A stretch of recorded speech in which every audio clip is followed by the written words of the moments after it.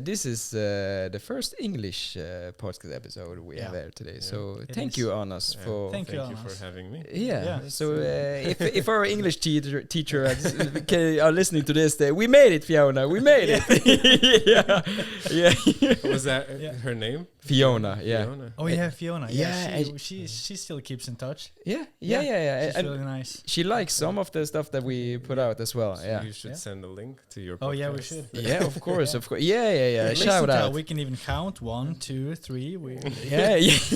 And I think because she's from Scotland, so I think maybe we should speak with Scottish accent. Scottish. Yeah. So hi. Cheers, mate. Yeah. How are you guys doing? Is that?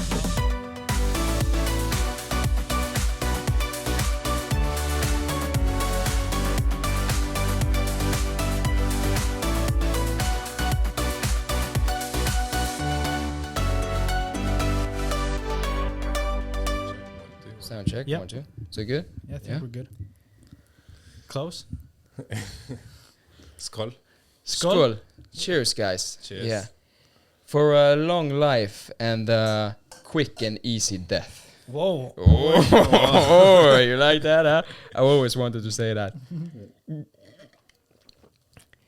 you guys know why they do this with the glasses against each other from way back? Yeah. No, I don't. I actually do know. Yeah? It's because I don't trust you if you're trying to poison me. So if we like cheers, your poisoned or my poison the liquid from the will go over to yours and it will be So it's a way to show that I trust you. So Arnas, just drink up, okay? What's wrong? What's wrong with your drink? Well, to add to that, it's actually an interesting fact. In Italy, you also touch the table. Ah, okay. Okay. I remember. You do the cheers and then you touch the table and then you drink. Yeah. Okay. So maybe there is an addition to your story. Is that something about the bubbles? Or why do you do that? I don't know. I should ask my fiance. You've never asked about why you... Nah, it's just like, but if you don't do it, it's very bad. Oh, it is. Okay. Well, then why did you never ask? He just does it. He's like, okay, let's do this. Yeah, okay. You just need to play along. I guess. But this is the first English podcast episode we have here today. So thank you, Arnas, for thank you for having me. So if our English teacher are listening to this, we made it, Fiona. We made it. Was that her name? Fiona. Oh yeah, Fiona.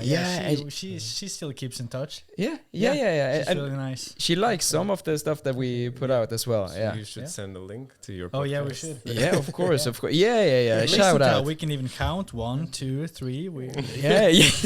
And I think because she's from Scotland, so I think maybe we should speak with Scottish accent. Scottish. Yeah. So hi. Cheers, mate. How are you guys doing? Is that not the most beautiful accent?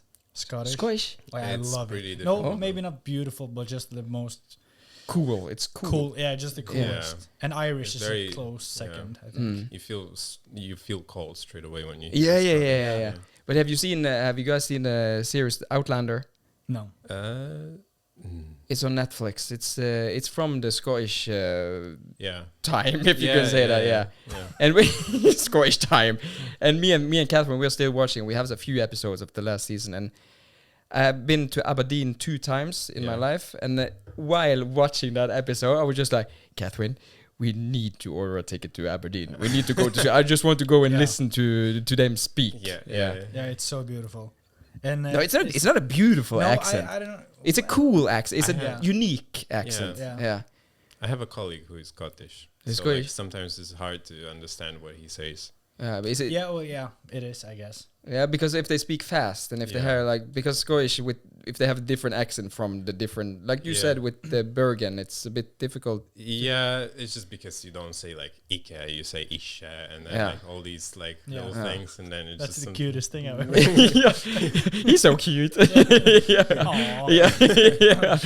But I think like the Scottish you hear in movies and TV, I think that's maybe a bit more polished than if you go out in the countryside in Scotland. That's maybe like really thick. Yeah, I saw a video on YouTube. This is a few months ago, but there was a very old, typical Irish guy from a pub. And there was a journalist from the UK, just traditional, like London speaking with his and they just the camera guy just filmed him while he was trying to interview this guy, and he talked British but with the Irish accent. Okay. And he didn't understand anything. Yeah, so it just became a meme. He was just standing like that. What is he saying? No, but but Irish. I think Irish is a bit more difficult for me, at least, to understand. Yeah. But Fiona, I remember when she talked, she kind of, because she's from Scotland and she have a Scottish accent, but sometimes when we had English lessons, she tried to speak like proper English. But then sometimes she just switched and then it came back. So let's read, guys. Oh, I miss her. She was me I too. think she was probably testing. She was just like, but how good do you know English? So like I can just turn on my Scottish accent. But we didn't only have her in English. She had some other and she spoke Norwegian. But sometimes when we didn't have English and she was tutoring us, she just switched over to English. Okay. Because we understand what you're saying, but she spoke her native language. So it's just fine for us. But it's not like a weird. It's like the native language is a language that everyone understands anyway. So I don't think she really cared that much. No, I don't think so. No. But anyway, you are my brother-in-law. That's who we have in engaged brother-in-law. Yeah, that's what we decided on. Engaged brother-in-law. I'm marrying your sister, so we are engaged brother-in-laws. So he doesn't have a choice to like you; he just have to. My sister said yes. She said yes for you. So you have to. She didn't call me and say like, "Shall I?" But okay. Yes, you're a family now. Yeah, we are. Yeah. It's very interesting to have someone Norwegian in my family as well. Well, you lived in Norway. Yeah. How long did you live in Norway? I lived in Norway for a couple of years. I think like 2 years, maybe. Okay, where in Norway? Bergen. Oh, it was in Bergen. It was here. Okay. I worked a bit here. You worked at IKEA? Yeah, I worked at IKEA. Yeah. Well, technically not. Well, I worked at IKEA, but technically not for IKEA because IKEA is just like outsourcing. So like I quit my studies because I was studying graphic design in Denmark. In Denmark. Okay, this is Mr. International. Mr. Worldwide. Mr. Worldwide, Yeah, it's basically, I just made a choice to try and go study Denmark, and then I quit my studies because I felt a bit bored there. Because I kind of knew everything what they were teaching. Oh, okay. I know it sounds very like arrogant. But it's true. But I admit I was quite arrogant at that time. Okay, I quit the studies and then I moved here because my parents were here already. So because you moved to Denmark while your family was still in Lithuania. No, they actually moved here already. And so we moved at the same time. I went to Denmark and they moved here to Bergen, and then.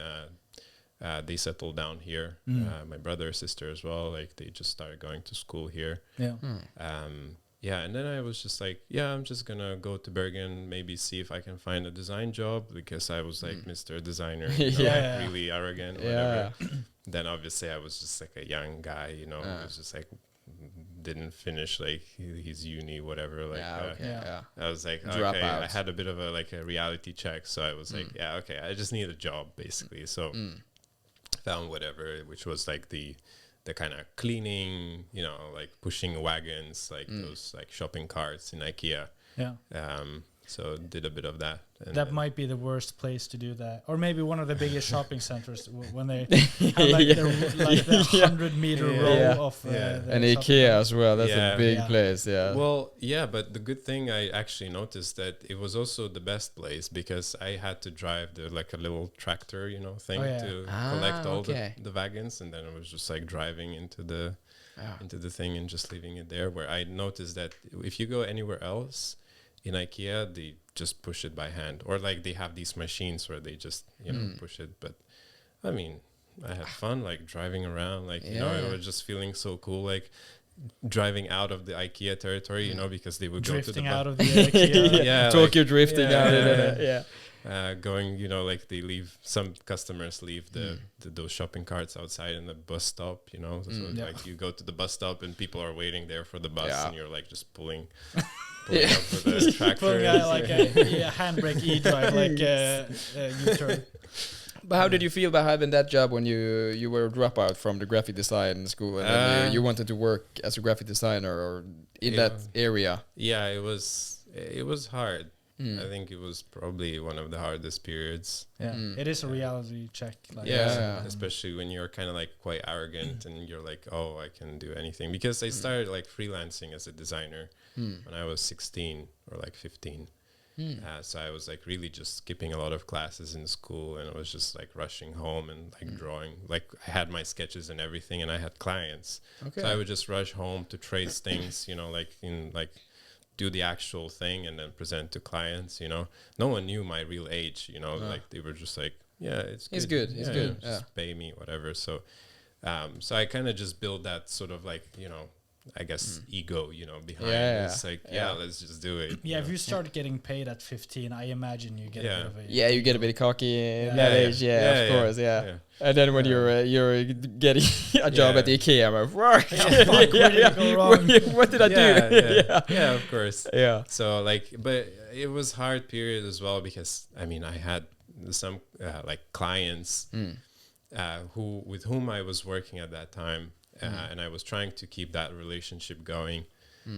But it was just slowly getting harder and harder because, you know, you just do this job and you're just like forgetting all that and you're like becoming quite pessimistic about everything. Shall I continue this? Shall I not? And like, it's like, what is the point, you know? And then I was glad that I actually kept the relationship because in the meantime, one of my like kind of longer term clients just invited me to come over to Spain to just meet and just hang out. So I was like, yeah, okay. Like, because they just say we're in Spain, in Valencia, like if you want to come over, like just, you know, hang out, like we'll be there. So I was like, yeah, I'll just come over. Didn't that sound a bit shady? When you say it now, it sounds a bit like, oh, did you trust that? No. And when you were 15 at that point? How close were you? We were like, we worked on a few projects already and they paid like already a few times for various projects. Yeah. I wasn't feeling shady because I just saw that as like a really big opportunity. Yeah. You took a chance. Yeah, I took a chance. And it was like also a bit tricky because I had this plan here, like to how shall I develop my life here in Norway and like, so, you know, like I had some influence from my parents, from the family, you know, like with the bus driving and whatever, like, so like they thought like, well, I'm going to follow that plan. I was like, yeah, okay, I'll follow that plan, like take the bus driving license, go to Lithuania because it's cheaper to take the license there. Okay. Yeah, and then I thought like, I'll just do that. But in the meantime, I will also fly out to Spain and I'll just meet these guys and see what is it about. Like, you know, maybe we can actually work a bit more seriously together. So what happened in Spain? It was a like actual job opportunity or just like... No, I think they just wanted to meet like face to face and like, I think they just didn't have much idea from what I remember. Like they were just like, we'll just be there. So I came over and I was actually very happy to see them because it was like, I don't know, they were like fun guys. But how did they get to know your job? Also, how did they find out about you? So one of them contacted me like a couple of years before this happened for the logo design because I was primarily doing logo designs as a freelancer. But you promoted yourself on like Facebook or? There was a website called Logopon. It still exists, like logopon.com. Okay. For like logo designers. I think it's probably still like a big website, but it's just like you go there like for a lot of clients, like a lot of people just find like logo designers there. It's a very niche website, I guess, but it's like you can find like some really good logo designs in general for inspiration as well. So I think he contacted me through there because I had a good portfolio there, and just asked to do some projects for him, and I just started slowly kind of like working for him because he was kind of starting like a design agency. Okay. He was working with another guy who was doing web development. And then he just needed someone else as well who could do the logo design or like even illustrations, because I was also doing illustrations. So in Spain, we just like were chatting, working together in a co-working space. Co-working space was like a very new thing for me because I didn't know what that is. And you did it alone in like your bedroom. Indeed. Like it was just like, but I was finally feeling that, you know, like there was that like a hit, this like reality check with all that stuff. And then there was this like big inspiration flow, like this wave, you know, that just sort of like, oh, cool, this is amazing. Like I finally feel in my element. I finally feel like surrounded by these people, like working on my computer, like doing this. And it's a good feeling. It was really like, I just felt like, this is it. I really want to do it. And then I just started saying to them like, what is the kind of plan that I have behind with the bus driving and like doing this in Norway. And they were like, I remember their faces because we were just having pizza like at the restaurant and like having dinner. And they were a bit confused when I say to them, like, what? Like, you driving a bus? Like, But you're this good designer, right? Yeah, like a waste of talent. Yeah, I think that's, I mean... You can say talent about yourself. You don't have to be Let them wait. So I think they were just like, look, maybe we could figure something out, you know, like maybe you go back home and we figure out some kind of like a way to work together a bit more often, and we pay you in the beginning like a fixed amount, but like it's not going to be a lot. So we did that for like a few months, and then they came over here to Bergen. Okay. To visit or to visit, to just hang out. In the meantime, obviously, like I came back to my family. I said, like, look, I'm not doing the bus driving thing. They were not very happy with it. I'm too good for this shit, okay? And they were like, like these guys are gonna scam you, whatever. Like, you know, it's like they didn't know. I just said it like 2 minutes ago. It did sound a bit shady at the beginning, but now you... Yeah, but you know, it's like... You, at that point, you had already like established that I think it's like, it's always different when you're the one who actually carries the relationship and not the one who observes it. So, I think I felt that bit of a pressure from them. But I was happy that they were coming over because I was like, this is a good chance for my parents also to see like that these guys are serious. So they came over, and then we organized a dinner at my parents' place. And they came to your home. Okay, so there was a meetup. In Åsane, where you live. Åsane. It was fun. Like we really had a lot of fun. We spoke. I mean, I had to translate a little bit because, you know, like the language barrier. And stuff. Of course. And it was like after when they left, like my parents, like almost, I think from what I remember, they just really changed a lot.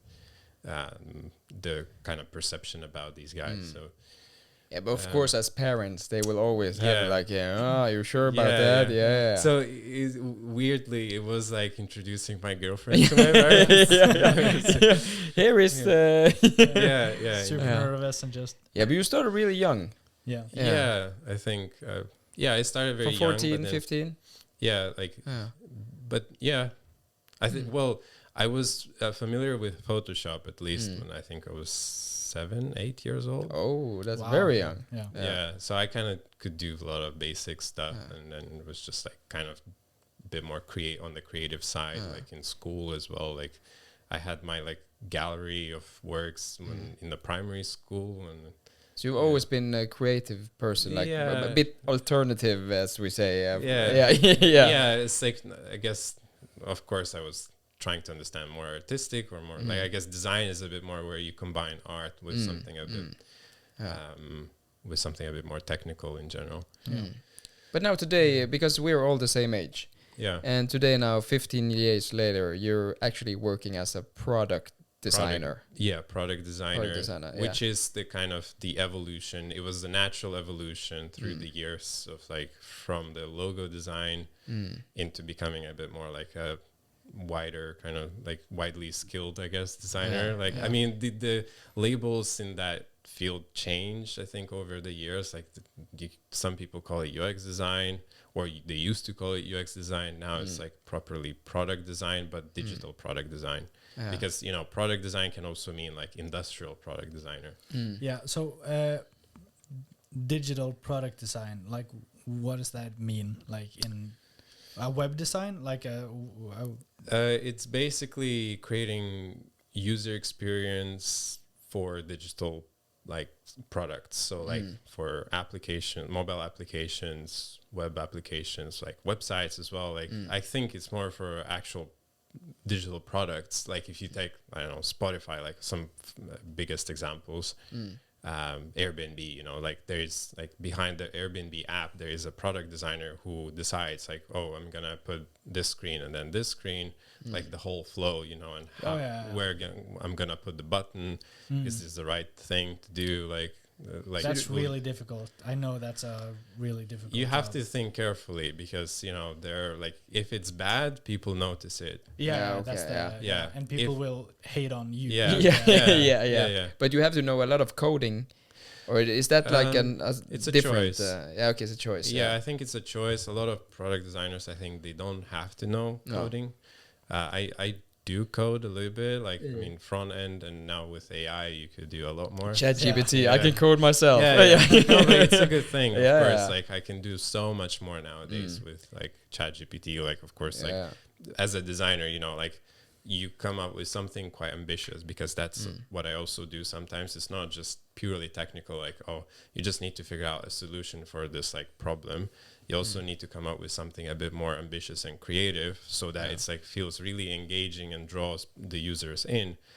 But you don't know whether you can implement it. And instead of going to the developer to ask like, oh, can I implement this thing? You just go to ChatGPT and just try it yourself. And you just, it's an amazing tool now. It is. Stuff like that. But we talked a bit about this before we pressed play, and because I thought that before we started here today that graphic design and a graphic designer and product designer was kind of the same thing, but you said that it wasn't. But I asked you also if you do some graphic designs on your work today. I think there is overlap between the two. I think it's like I used to be more of a graphic designer back in the day, but it just kind of slowly developed into product design because of just like the focus on, you know, digital products and like because I guess back in the day it wasn't that popular as well. We didn't have Spotify's, Facebook's, you know, all these things.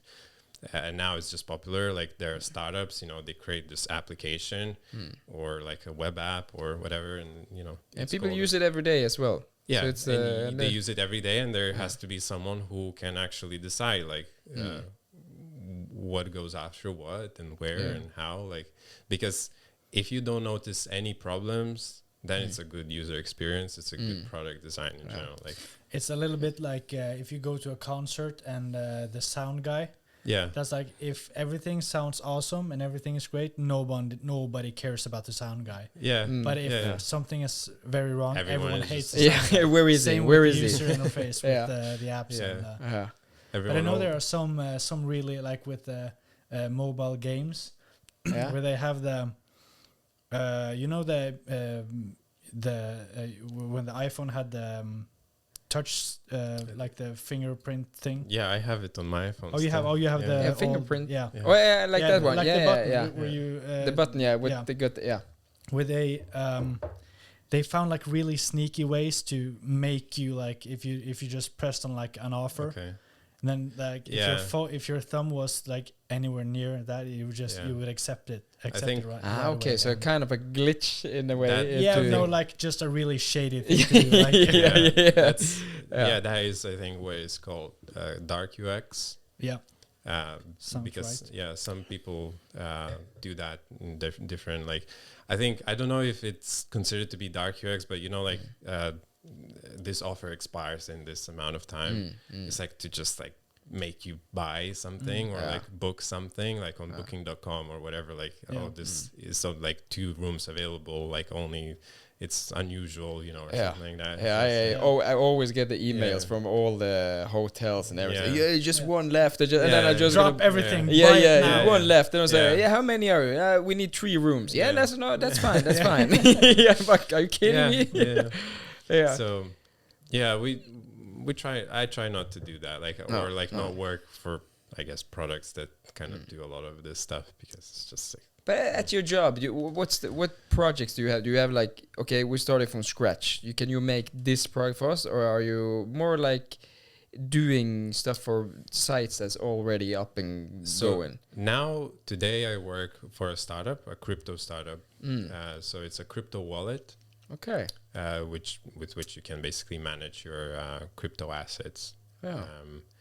So before that, with the same guys that I mentioned before, 10 years ago, I started to work with them, and we actually they build this like a design agency, and slowly over time we were just building lots of websites and app designs and things like that. Then they started focusing on healthcare a lot more.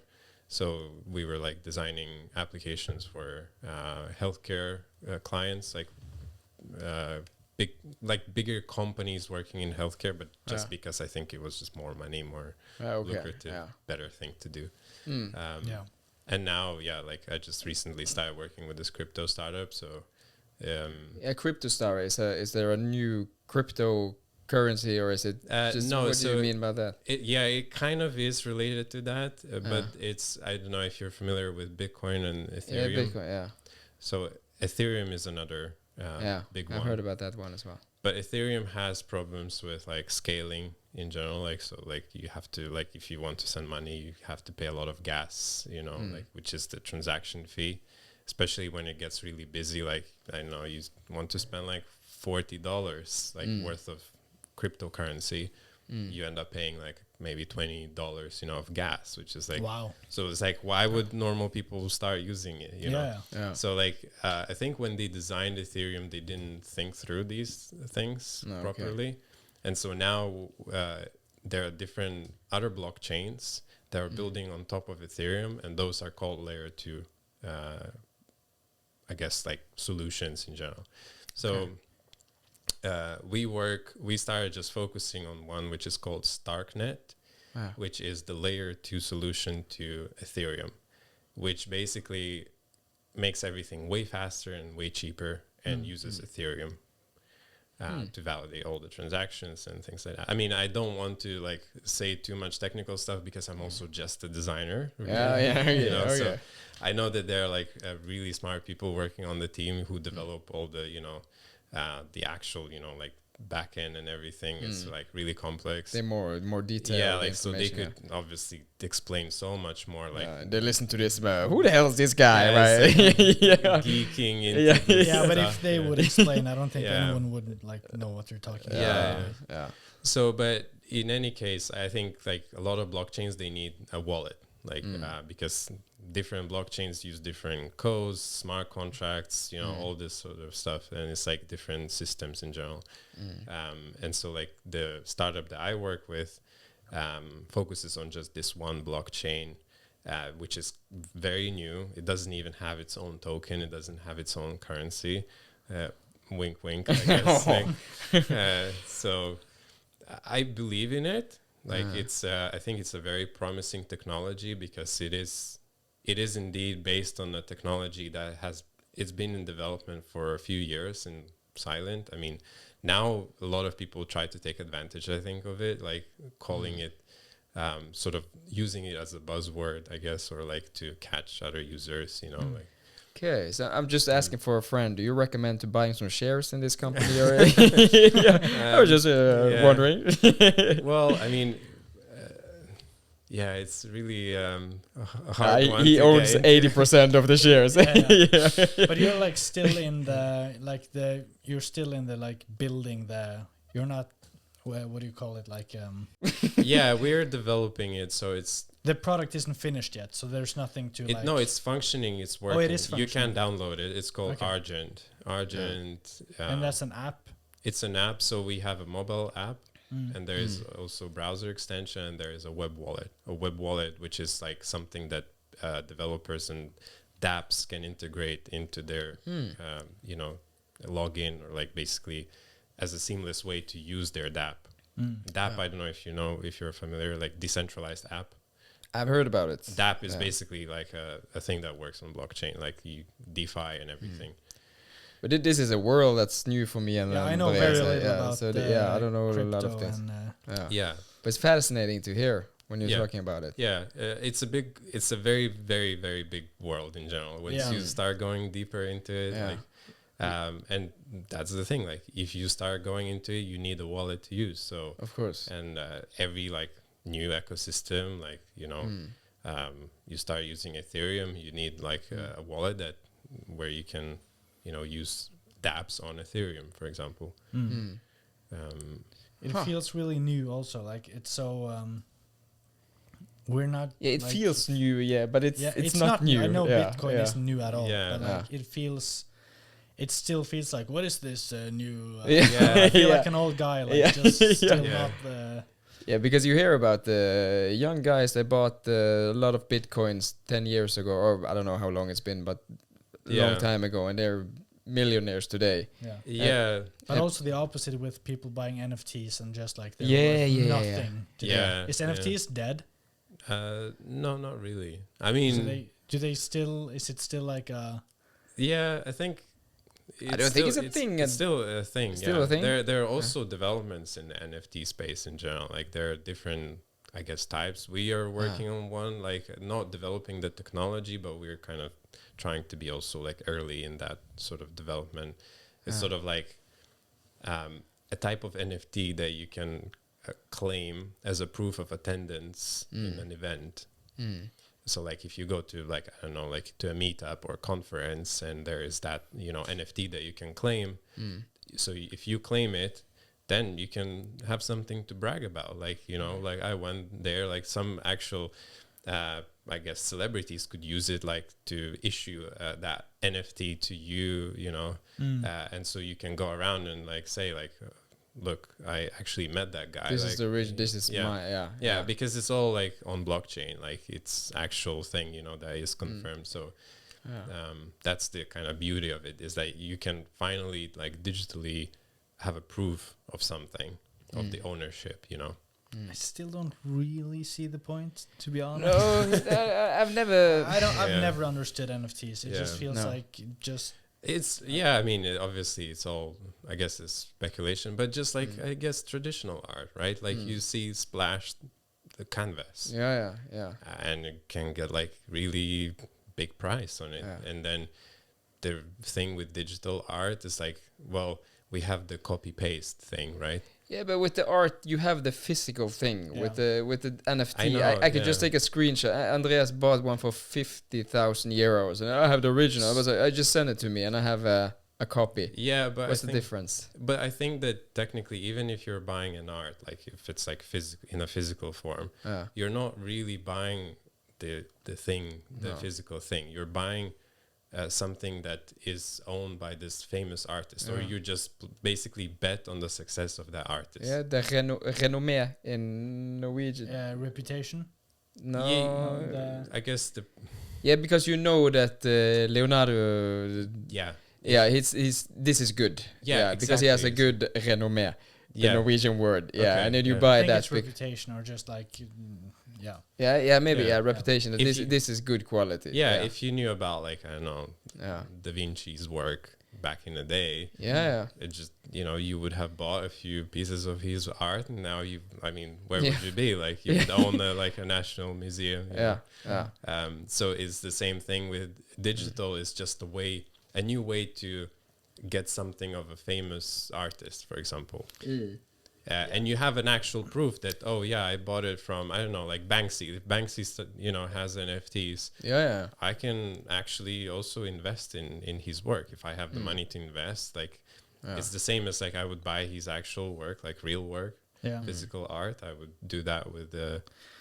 It just feels so weird to just like sit here and be like, I just bought a new like famous thing, and just like... JPEG. Yeah, and it's just like showing it I know. on your this phone, is mine. Just like, this oh wow, I know, cool. Compared to like Like when we walked up the stairs here, they're really cool. The 4 big arts. They're about And it's a little bit, just also show if me. your just phone dies of it.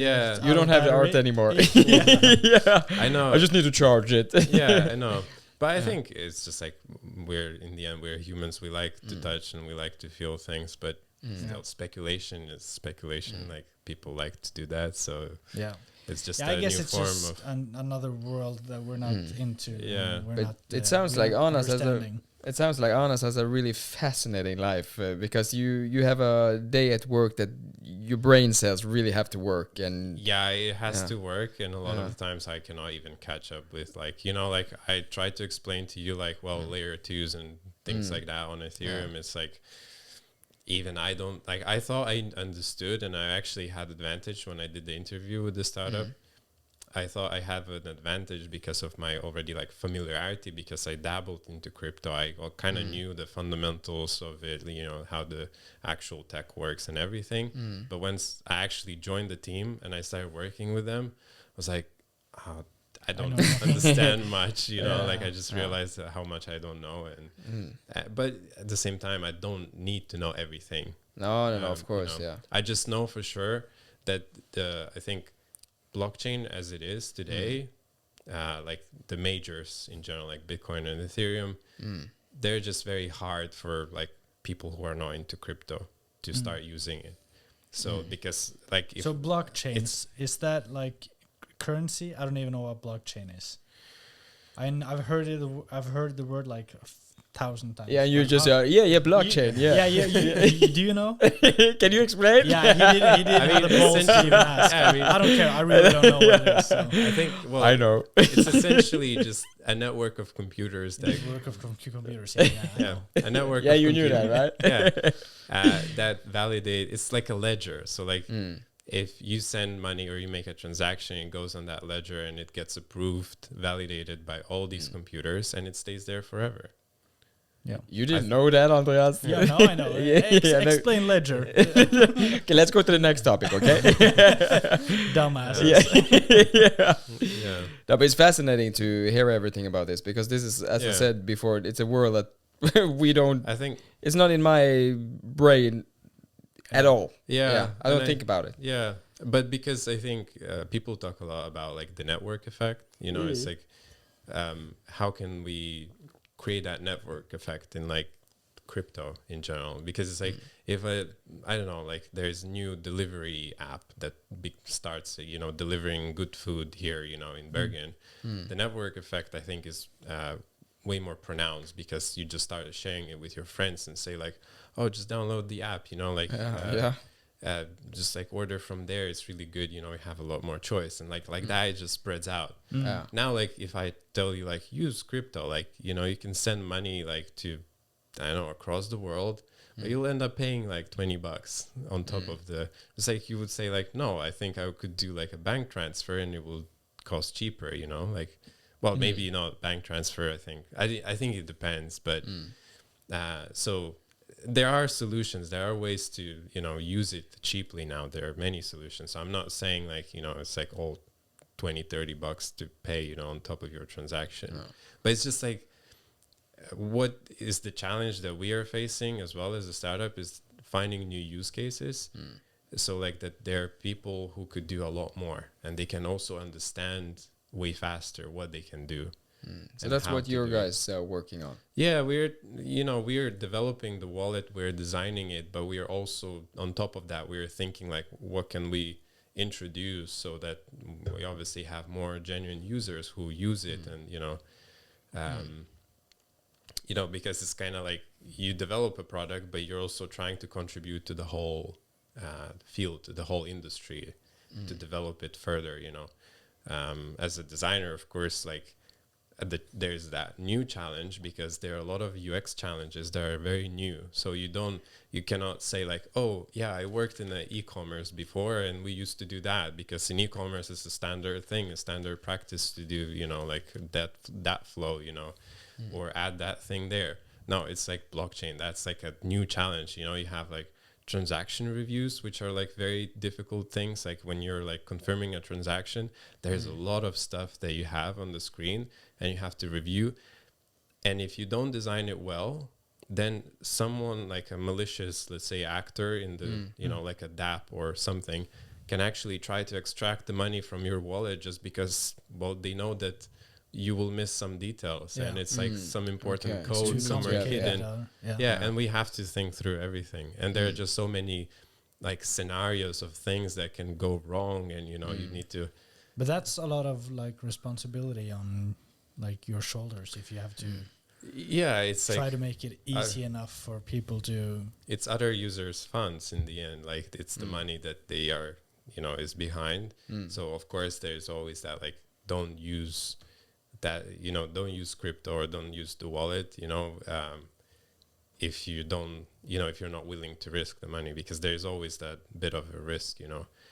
And there are also like types of users who just like don't care and they just, you know, want to go. Those are called the degens, you know. Degens, yeah, okay. Yeah. But what's the company name of this that you're... Argent. Argent. Yeah, it's called Argent. Argent, So we have Argent Mobile, Argent X, which is the browser extension, and then Argent Web.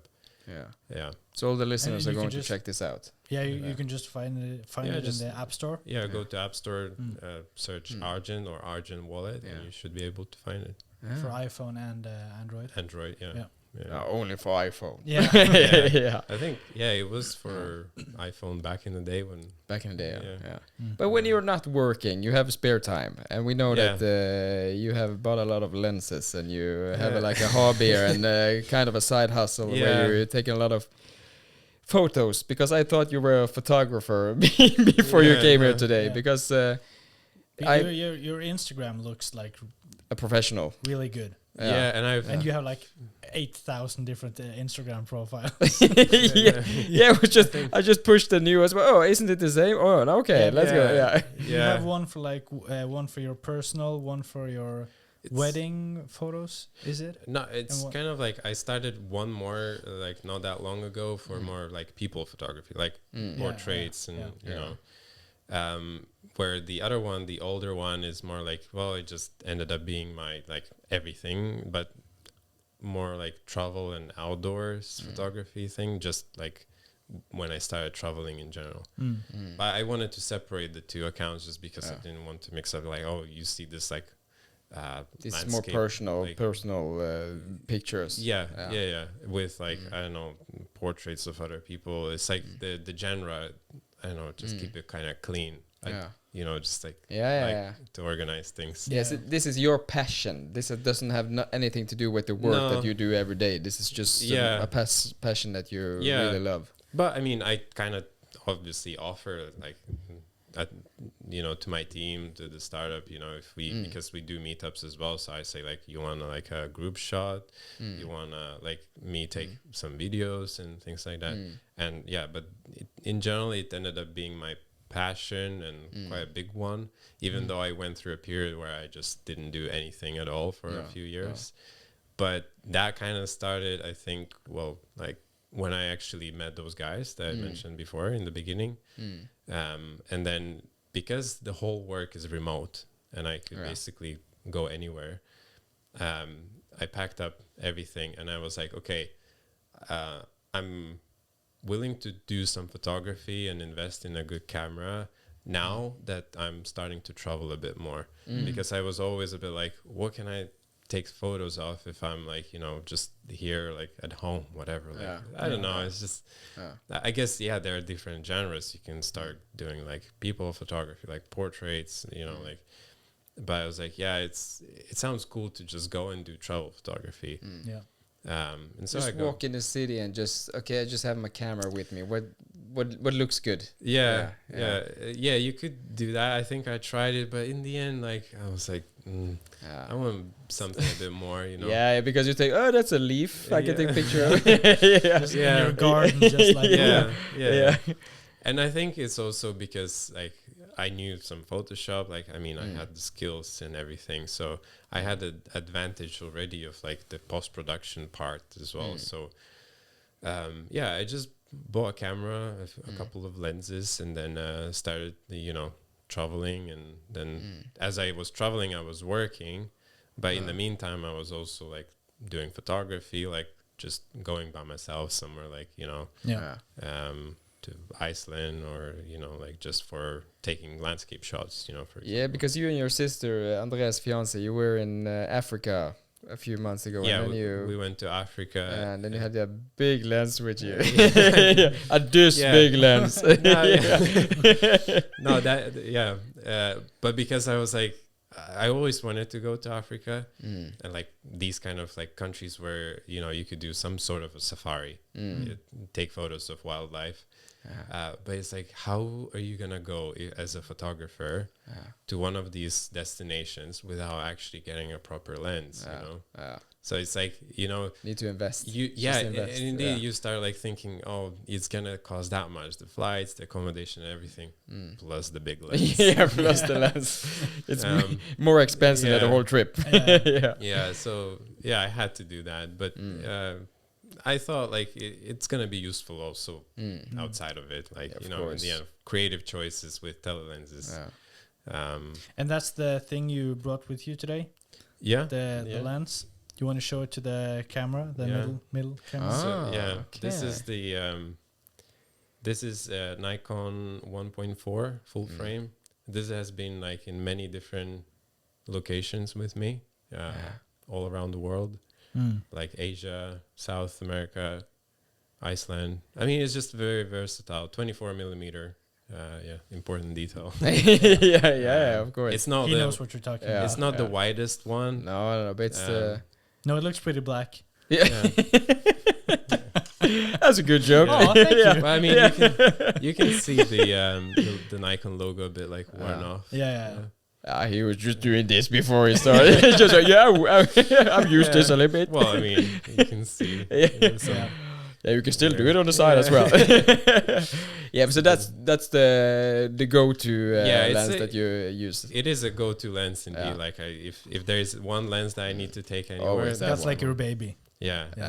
It's like it's just enough. It's not too wide, you know, but it's also, I guess it's just it's not the best for like portraits, because it's like you know, you come too close and but just a general, just the overall, you're going on a vacation or and if you just had I can just bring one lens, then I'll bring that one. That's the one. That's the one. But maybe now in the future, maybe the more expensive one, if you're traveling with your fiance, she'll say, why didn't you bring that expensive lens? No, it's also good in like low light as well, like because of the you know, 1.4 is like you can really open it quite wide, and I actually bought it here in Bergen. Oh, you did? Yeah. At Japan Photo. A bit of promotion for Japan Photo. Is that still that's still the thing. No, Japan Photo is in the city center, and they have actually at Lagoon as well. Okay. So maybe we need to take a trip there after this, guys. Buy a bigger lens. Free promo. I think I bought also my first camera there. Okay, what was your first camera? Nikon D7000. What was it called? I don't remember now. Because I gifted it. I gave it away. You gave it away. Yeah. Oh, you just gave it away? Isn't that expensive? No. I don't think that's so expensive. Well, I gifted it to my fiance's mother. Oh yeah. So he just bought her daughter.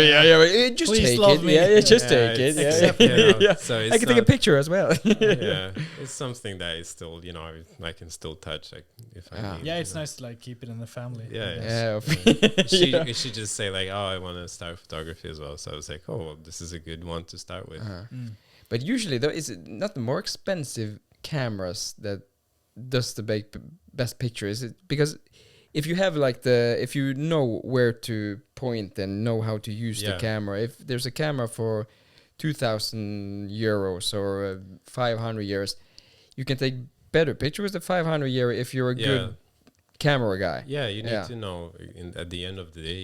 You need to know like how to use the camera, and I think you can really max out the potential of any camera in general. Like you can, you know, you take the iPhone, like you just shoot photos out of the box. but like if you start diving deeper into like the raw, you know, and all the manual settings, you can achieve. Yeah, you can do some insane things with the iPhone, both video and photos. Yeah, because as long and you can edit it afterwards on the computer or whatever. And I remember the summer 2020, last year. There were a friend of mine that asked me, what camera do you use? Because I took some photos in Portugal. Okay. And I used my iPhone. Because if the lighting is good and everything, and you just take down the light and everything, and then you edit on Lightroom afterwards, it can look like a DSLR camera. Yeah, and she said, what do you camera? It's the iPhone. iPhone. How do you use it? But because the most annoying thing, when you take good pictures, and they say, oh, you have a good camera. No, it's not just the camera, it's me. Kind of a diss. That's a diss, because it's not the camera, it's me. It's just, exactly. I think lighting does a lot.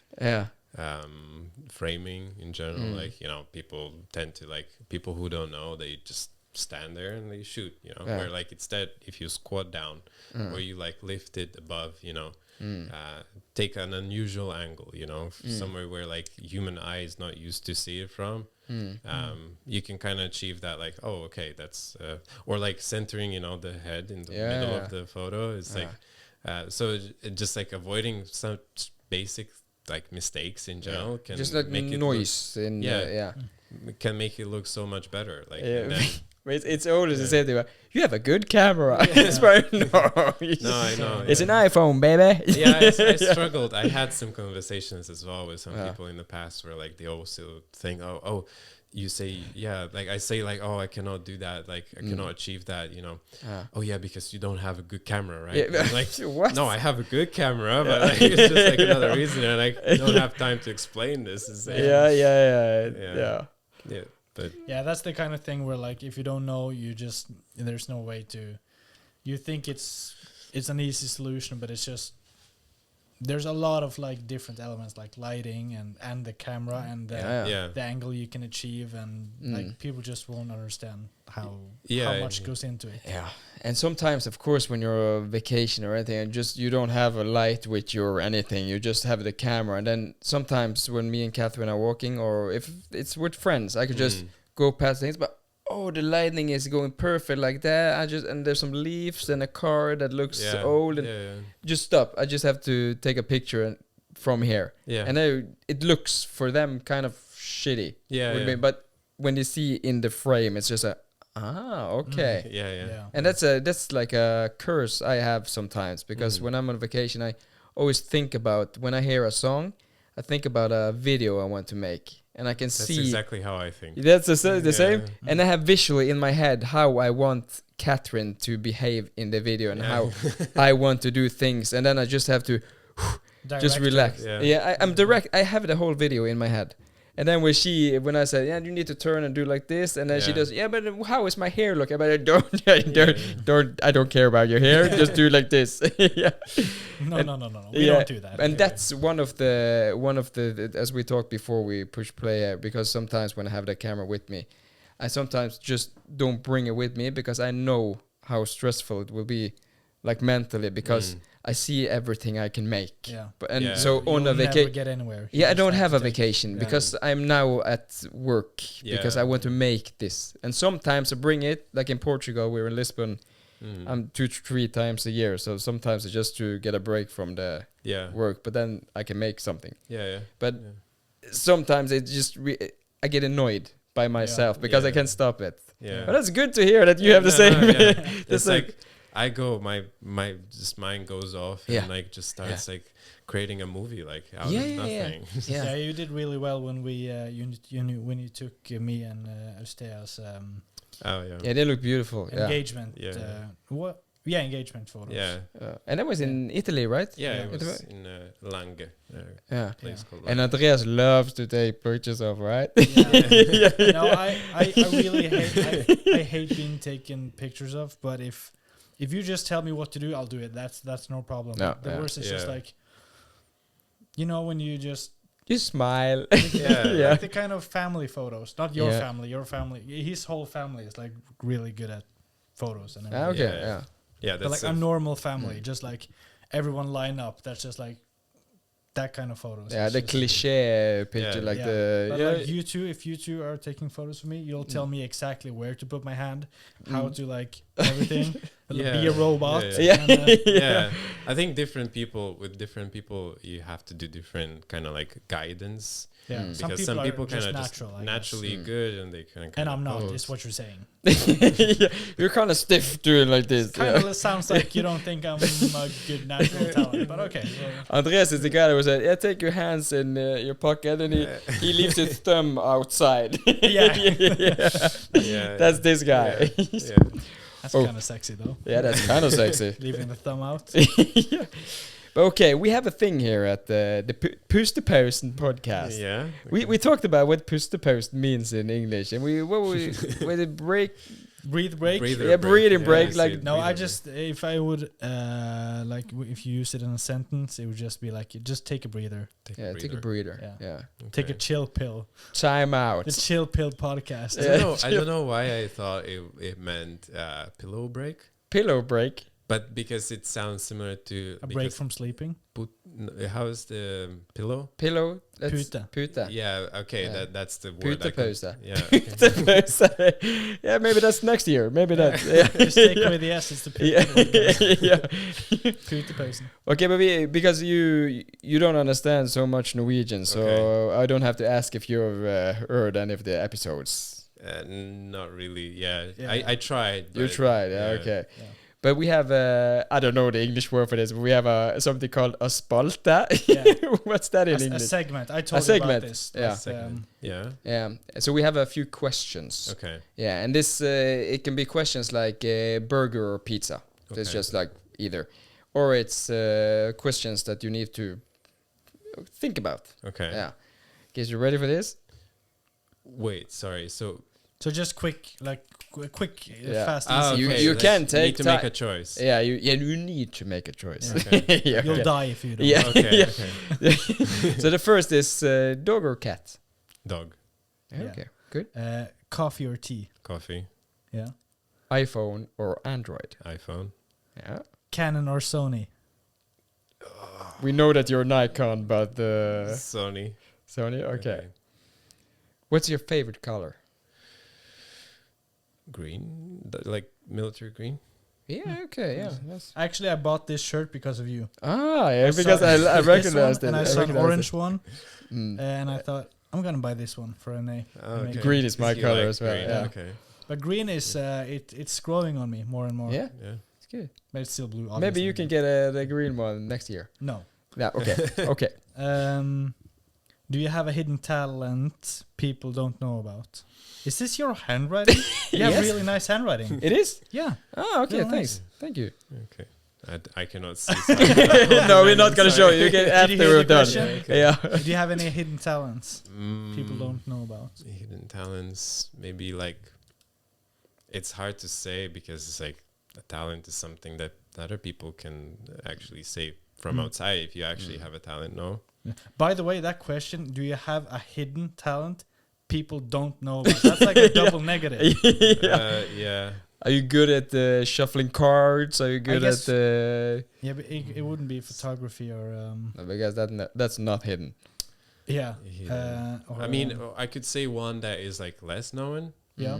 Like rapping, but not in English.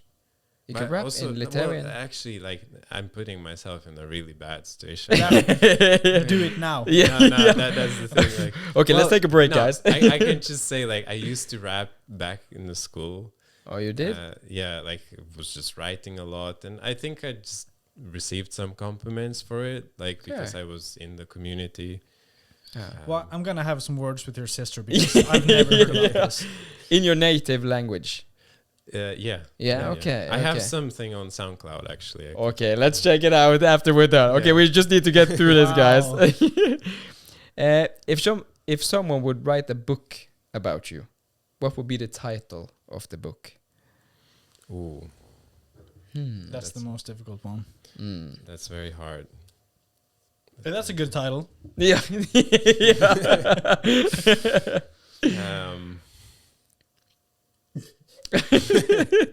dot. So dumb. Never give up. Like it's cheesy, but it's cheesy, but it's good. It's very good. Cheesy. It's cheesy, but it's good. It's a work in progress. Yeah. Never give up. Dot or not. You should call it never gonna give you up. Yeah. No. Never gonna give you. Okay. If you had. Oh boy. If you had got the chance to meet yourself as a 10-year-old, what would you say? You're tracing with your finger. She's okay, let him speak. Okay. What would you say to yourself as a 10-year-old? Good luck, boy. Good luck, boy. Hey, good luck, boy. Bring sunscreen. I would say never give up. Okay. Yeah, that's good. So the answer for all the other questions are never give up. Okay. Yeah, that's okay. Sweet or salt? Yeah, very difficult one. That's a difficult one. Yeah, because I add a lot of salt to my food. You have that. Yeah. But I also love sweets. Yeah. So salt in food and sweet maybe in snacks or. Well, the good thing, as I live in Italy, like you can combine very often sweet and salty. Oh. Yeah, because you have sweet breakfasts. Yeah. But like for me, we have like prosciutto melone, for example, is like a prosciutto with melon. Good. So it's a very summery. Have you tried Smash, the chocolate? Smash. You need to buy a Smash to him. Is it chocolate with salt? Yeah, it's just salty caramel. So, Or is it caramel? No, not caramel. No caramel. It's just the salty. Okay. It's like a chip, very salty chip with chocolate covered over it. Yeah. Yeah. You need to taste that. Yeah. So it's okay. Well, I'll make a choice. Yeah. Salty. Salty. Okay. Yeah. Andreas or René?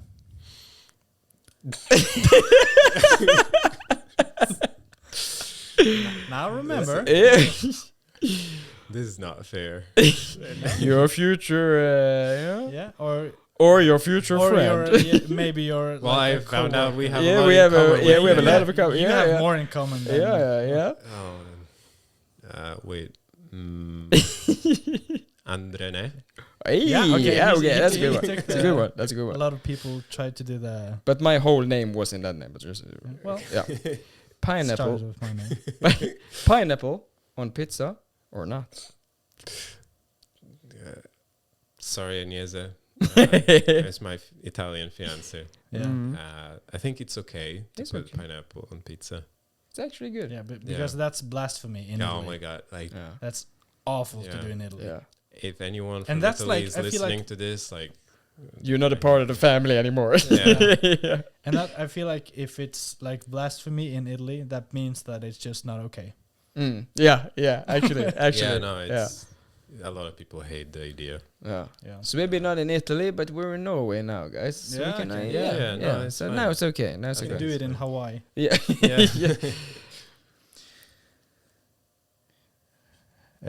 Misspelling. But if you were a superhero, what would be your superpower? Being invisible. Oh, okay. Why is that? Being invincible or invisible? Invisible. Yeah. I think you can just do so much. Okay, we go to the next one. We go to the next one. Okay, yeah, this is the last one. What's your favorite podcast? Ooh, favorite podcast. There's a very good one. This one? Wow, you played that good. Hey, man. We're on a podcast right now. Which one? Do you listen? Yeah, but in all honesty, do you listen to any podcasts? I do, yeah. I mean, just like randomly. Okay, I think we're done here. Let's wrap it up, guys. Yeah. I think Jocko Willink. What's that about? Jocko Willink is an ex-Navy SEAL. Ooh. Okay. And he talks a lot about leadership. Is it like educational or like just telling war stories? And So he uses a lot of war examples from the field, like what it feels like in a war, like because he was in Iraq, I think, like went through a lot of stuff. So he's applying all the kind of military, like ways how you lead in military and how you can lead like in business and life in general. So it's kind of like, I guess, like ways of thinking and like methods of like how you can put, you know, how if you want to lead or take ownership of things. And I read his book that is called Extreme Ownership, which is really good because, of course, it's all written like about like his experience in military, but he then kind of elaborates a bit more like how you can apply it in real life. So it's kind of like a motivator or just talking about his own experience. Yeah, it's a lot of based on his own experience, but motivating at the same time. It's not the kind of, you know, the cliche motivation. It's like, you gotta do this because every day. Wake up 5 o'clock.